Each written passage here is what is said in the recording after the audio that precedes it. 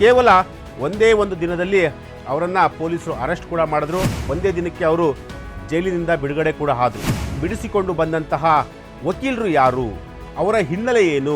ಹೈದರಾಬಾದಲ್ಲೂ ಕೂಡ ಒಬ್ಬ ವ್ಯಕ್ತಿ ಇದ್ದಾರೆ. ಒಂದೇ ಒಂದು ದಿನದಲ್ಲಿ ಬೇಲನ್ನು ತೆಗೆದುಕೊಂಡು ಬಂದಿರುವಂತಹ ವಕೀಲರು. ಬೆಳಗ್ಗೆ ಅರೆಸ್ಟ್ ಆದರು, ಸಂಜೆ ಅವರಿಗೆ ಜಾಮೀನು ಮಂಜೂರಾಯಿತು. ಇವರೊಬ್ಬ ರಾಜಕಾರಣಿ ಕೂಡ. ಜಗನ್ಮೋಹನ್ ರೆಡ್ಡಿ ಅವರ ಕೇಸ್ಗಳನ್ನು ಕಂಪ್ಲೀಟ್ ಆಗಿ ಇವರೇ ಹ್ಯಾಂಡಲ್ ಮಾಡ್ತಿದ್ದಂಥವ್ರು. ಚಾಣಾಕ್ಷ ವಕೀಲ ಅಂತಲೂ ಕೂಡ ಕರೆಸಿಕೊಳ್ಳುವಂತಹ ಕೋರ್ಟ್ಗೆ ಒಂದು ದಿನಕ್ಕೆ ಹಾಜರಾದರೆ ಸುಮಾರು 5ರಿಂದ 10 ಲಕ್ಷ ರೂಪಾಯಿ ಹಣವನ್ನು ಫೀಸ್ ಆಗಿ ತೆಗೆದುಕೊಳ್ತಾರೆ. ನಮಸ್ಕಾರ ವೀಕ್ಷಕರೇ, ಫ್ರೀಡಮ್ ಟಿವಿಗೆ ಸ್ವಾಗತ. ನಾನು ಅಶ್ವಥ್. ಈಗಾಗಲೇ ಪುಷ್ಪ 2 ಸಿನಿಮಾ ನಿಮಗೆಲ್ಲರೂ ಕೂಡ ಗೊತ್ತಿರುವಂತಹದ್ದೇ. ಪುಷ್ಪ 2 ಸಿನಿಮಾ ವಿಶ್ವದಾದ್ಯಂತ ಸಾಕಷ್ಟು ದೊಡ್ಡ ಮಟ್ಟದಲ್ಲಿ ಯಶಸ್ಸನ್ನು ಕೂಡ ಕಾಣ್ತಿರುವಂತಹ ಒಂದು ಸಿನಿಮಾ. ಒಂದೇ ವಾರದಲ್ಲಿ ಸುಮಾರು 1,500ದಿಂದ 2,000 ಕೋಟಿಯಷ್ಟು ಹಣವನ್ನು ಗಳಿಸಿರುವಂತಹ ಸಿನಿಮಾ. ಪುಷ್ಪ 2 ಸಿನಿಮಾ ನಾಯಕ ಅಲ್ಲು ಅರ್ಜುನ್. ಈಗಾಗಲೇ ಅಲ್ಲು ಅರ್ಜುನ್ ಅವರಿಗೆ ಯಾವ ರೀತಿಯಾದಂತಹ ಒಂದು ಸಂಕಷ್ಟ ಬಂದಿದೆ ಅಂತೇಳಿ ಎಲ್ಲರೂ ಕೂಡ ಗೊತ್ತಿರುವಂತಹದ್ದೇ. ಕೇವಲ ಒಂದೇ ಒಂದು ದಿನದಲ್ಲಿ ಅವರನ್ನು ಪೊಲೀಸರು ಅರೆಸ್ಟ್ ಕೂಡ ಮಾಡಿದ್ರು. ಅದಾದ ನಂತರ ಅರೆಸ್ಟ್ ಮಾಡಿ ಒಂದೇ ದಿನಕ್ಕೆ ಅವರು ಜೈಲಿನಿಂದ ಬಿಡುಗಡೆ ಕೂಡ ಆದರು. ಆದರೆ ಇಲ್ಲಿ ನಾವು ಹೇಳೋದಕ್ಕೆ ಹೊರಟಿರುವ ವಿಚಾರ ಏನಪ್ಪ ಅಂತಂತಂದರೆ, ಪುಷ್ಪ 2 ಅಂದರೆ ಅಲ್ಲು ಅರ್ಜುನ್ ಅವರನ್ನು ಬಿಡಿಸಿಕೊಂಡು ಬಂದಂತಹ ವಕೀಲರು ಯಾರು, ಅವರ ಹಿನ್ನೆಲೆ ಏನು, ಆ ವಕೀಲರು ತೆಗೆದುಕೊಂಡಂತಹ ಸಂಭಾವನೆ ಎಷ್ಟು, ಅಂದರೆ ಫೀಸ್ ಎಷ್ಟು, ಸೊ ಆ ಎಲ್ಲ ವಿಚಾರಗಳ ಬಗ್ಗೆ ನಾನು ನಿಮಗೆ ಹೇಳ್ತೀನಿ. ಎಸ್, ಕರ್ನಾಟಕದಲ್ಲಿ CV ನಾಗೇಶ್ ನೀವು ಕೇಳಿರ್ಬೋದು. ಕರ್ನಾಟಕದ VVIP ಕೇಸ್ಗಳನ್ನು ಹ್ಯಾಂಡಲ್ ಮಾಡ್ತಿರುವಂತಹ ವಕೀಲರು CV ನಾಗೇಶ್, ಹಿರಿಯ ವಕೀಲರು. ಸೊ ಕರ್ನಾಟಕದಲ್ಲಿ CV ನಾಗೇಶ್ ಹೇಗೆ ಹೆಸರನ್ನು ಮಾಡಿದರೋ, ಸೊ ಅದೇ ಮಾದರಿಯಲ್ಲಿ ಅದೇ ರೀತಿ ಹೈದರಾಬಾದಲ್ಲೂ ಕೂಡ ಒಬ್ಬ ವ್ಯಕ್ತಿ ಇದ್ದಾರೆ. ಆ ವ್ಯಕ್ತಿಯ ಹೆಸರು ನಿರಂಜನ್ ರೆಡ್ಡಿ ಅಂತೇಳಿ. ಎಸ್, ನಾವು ಹೇಳೋದಕ್ಕೆ ಹೊರಟಿರುವಂತಹ ಹೆಸರು ನಿರಂಜನ್ ರೆಡ್ಡಿ ಅಂತೇಳಿ.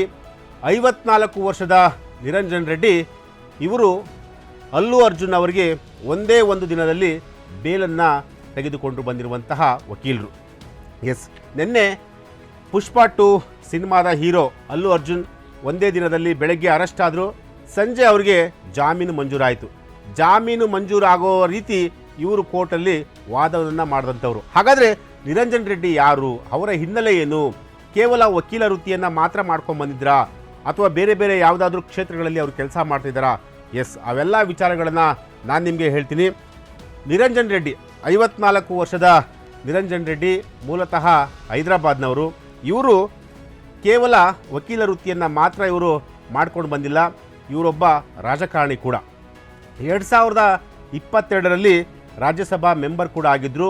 ಇವರು ಯಾವ ಪಕ್ಷದಿಂದ ರಾಜ್ಯಸಭಾ ಮೆಂಬರ್ ಆಗಿದ್ದು ಅಂತಂದರೆ YSR ಪಕ್ಷದಿಂದ. YSR ಅಂದರೆ ಜಗನ್ಮೋಹನ್ ರೆಡ್ಡಿ ಅವರ ಪಕ್ಷ ಏನಿದೆಯಲ್ಲ, ಆ ಒಂದು ಪಕ್ಷದಿಂದ ಇವರು ರಾಜ್ಯಸಭಾ ಮೆಂಬರ್ ಆಗಿರುವಂಥದ್ದವರು.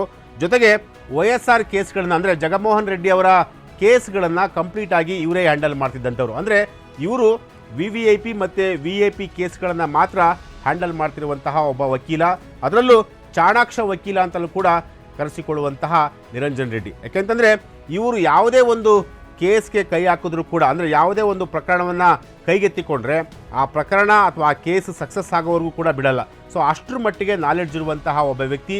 ಕರ್ನಾಟಕದಲ್ಲಿ ಹೇಗೆ CV ನಾಗೇಶ್ ಅವರು ಹೇಗೆ ವಾದವನ್ನು ಮಂಡಿಸ್ತಾರೋ ಕೋರ್ಟಲ್ಲಿ, ಅದೇ ಮಾದರಿಯಲ್ಲಿ ಅದಕ್ಕಿಂತ ಸೂಪರ್ ಆಗಿ ಏನು ಕೋರ್ಟಲ್ಲಿ ನಿರಂಜನ್ ರೆಡ್ಡಿ ಅವರು ವಾದವನ್ನು ಕೂಡ ಮಂಡಿಸ್ತಿರುವಂಥದ್ದು. ಅಂದರೆ ನಿರಂಜನ್ ರೆಡ್ಡಿ ಅವರು ನಿನ್ನೆ ಒಂದೇ ದಿನದಲ್ಲಿ ಅಲ್ಲು ಅರ್ಜುನ್ ಅವರಿಗೆ ಬೇಲನ್ನು ಕೂಡ ಮಂಜೂರು ಮಾಡಿಸಿರುವಂಥದ್ದು. ಅಂದರೆ ಬೇಲನ್ನು ಕೊಡಿಸುವ ರೀತಿಯಲ್ಲಿ ಅವರು ವಾದವನ್ನು ಕೋರ್ಟಲ್ಲಿ ಮಾಡಿದರು. ಸೊ ಹಾಗಾಗಿ ಅಂದರೆ ನಿರಂಜನ್ ರೆಡ್ಡಿ ಒಂದು ಕೇಸ್ಗೆ ಎಷ್ಟು ಹಣವನ್ನು ತೆಗೆದುಕೊಳ್ತಾರೆ, ಒಂದು ದಿನದ ರೆಮ್ಯುನರೇಷನ್ ಎಷ್ಟು, ಅಂದರೆ ಒಂದು ದಿನದ ಫೀಸ್ ಎಷ್ಟು ಅನ್ನೋದನ್ನು ನೋಡಿದರೆ ಇವರು ಕೋರ್ಟ್ಗೆ ಒಂದು ದಿನಕ್ಕೆ ಹಾಜರಾದರೆ ಸುಮಾರು 5ರಿಂದ 10 ಲಕ್ಷ ರೂಪಾಯಿ ಹಣವನ್ನು ಫೀಸ್ ಆಗಿ ತೆಗೆದುಕೊಳ್ತಾರೆ. ಅಂದರೆ ಅಷ್ಟು ಪಾಪ್ಯುಲಾರಿಟಿ ಇರುವಂತಹ ಲಾಯರ್. ಜೊತೆಗೆ ಇವರು ಒಂದು 4-5 ಸಿನಿಮಾಗಳನ್ನು ಕೂಡ ಪ್ರೊಡ್ಯೂಸ್ ಮಾಡಿರುವಂಥದ್ದು. ಅಂದರೆ ರಾಜಕಾರಣಿ ಜೊತೆಗೆ ವಕೀಲ ವೃತ್ತಿ ಜೊತೆಗೆ ಸಿನಿಮಾಗಳನ್ನು ಕೂಡ ನಿರ್ಮಾಣ ಮಾಡುವಂತಹ ಶಕ್ತಿ ನಿರಂಜನ್ ರೆಡ್ಡಿ ಅವರಿಗೆ ಇರುವಂತಹದ್ದು. ಅಂದರೆ ಚಿರಂಜೀವಿ ಅವರು, ಮೆಗಾಸ್ಟಾರ್ ಚಿರಂಜೀವಿ ಅಂತ ಏನು ಕರಿತೀವೋ ಅವರ ಸಿನಿಮಾಗೂ ಕೂಡ ಇವರು ಬಂಡವಾಳ ಹಾಕಿರುವಂತಹದ್ದು. ಜೊತೆಗೆ ಆಚಾರ್ಯ ಅಂತೇಳಿ ಚಿರಂಜೀವಿ ಅವರ ಸಿನಿಮಾ ಕೂಡ ಬಂದಿತ್ತು, ಆ ಸಿನಿಮಾದ ಪ್ರೊಡ್ಯೂಸರ್ ಕೂಡ ಇವರೇ. ಸೊ ಹಾಗಾಗಿ ಸದ್ಯಕ್ಕೆ ಹೈದರಾಬಾದಲ್ಲಿ ಸಾಕಷ್ಟು ಪಾಪ್ಯುಲಾರಿಟಿಯನ್ನು ಪಡೆದಿರುವಂತಹ ಲಾಯರು. ಜೊತೆಗೆ ಸುಮಾರು 5ರಿಂದ 10 ಲಕ್ಷ ರೂಪಾಯಿ ಹಣವನ್ನು ತೆಗೆದುಕೊಳ್ಳುವಂತಹ ಲಾಯರು, ಜೊತೆಗೆ ಅಂದರೆ ಸಾಕಷ್ಟು VIP ಕೇಸ್ಗಳನ್ನೇ ಹ್ಯಾಂಡಲ್ ಮಾಡ್ತಿರುವಂತಹ ಲಾಯರು. ಸೊ ಹಾಗಾಗಿ ಈಗ ನಿರಂಜನ್ ರೆಡ್ಡಿ ಯಾವುದೇ ಒಂದು ಕೇಸನ್ನು ಕೂಡ ತೆಗೆದುಕೊಂಡ್ರೂ ಕೂಡ ಆ ಕೇಸು ಸಕ್ಸಸ್ ಆಗುತ್ತೆ ಅನ್ನೋ ಒಂದು ಮಟ್ಟಿಗೆ ಇವರು ವಾದವನ್ನು ಮಾಡ್ತಾರೆ ಅನ್ನೋ ಒಂದಷ್ಟು ಮಾತುಗಳು ಕೂಡ ಈಗ ಹೈದರಾಬಾದ್ ಅಂಗಳದಲ್ಲಿ ಈಗ ಕೇಳಿ ಬಂದಿರುವಂತಹದ್ದು.